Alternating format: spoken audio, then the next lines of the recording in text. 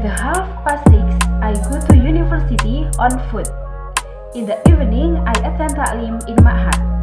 Afterwards, I review my lessons and do other job in Ma'had. Finally, I rest at 11 p.m. to prepare the next day. Thank you.